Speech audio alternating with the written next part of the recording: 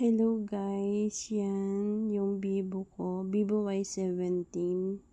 Napakahalaga po niyan kasi nandyan po yung online banking ko ng Taiwan. Kaya lang po ginamit po ng aking pamangkin kahapon, tapos gagamitin ko na ng kinaumagahan, nag-vlog out na po siya.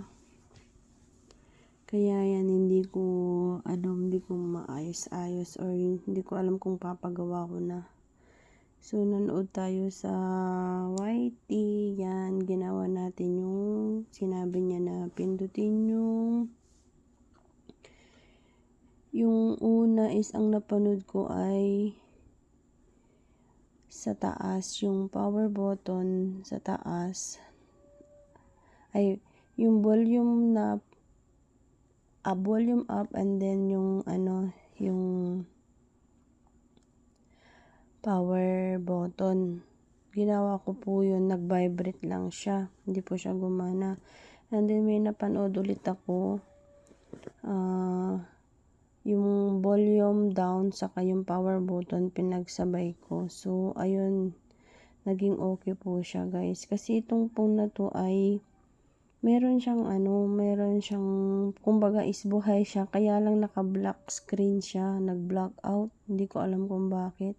Ayun, kaya nag-research ako sa YT. Yun guys, naging okay na. Salamat po sa panonood. Kaya kung ganito yung problema nyo, ganun lang po ang gawin nyo. So, ayun na guys, napindot na po natin yung volume down and power button. Ayan na, gumana na po siya, nagbukas na po yung Vivo natin.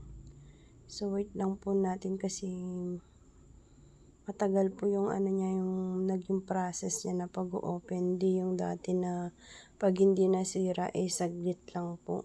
Yan. Buti na lang talaga nanood ako sa YT, nakasave ako ng pera. Papagawa ko na naman sana. Isang araw ko na po siyang hindi nagamit guys. Wala lang po akong pampagawa ngayon or nagtitipid ako, kaya yan. Buti na lang nakatipid ako kasi nag-okay yung aking yan, okay na. Thank you. Ganyan lang po ang gawin nyo guys kung ganyan din po yung problema nyo sa cellphone nyo. Bigla na lang nag-block out. Thank you Lord. Nakatipid po ako ng siguro 1,000 kasi yung LCD niya 1,000 din.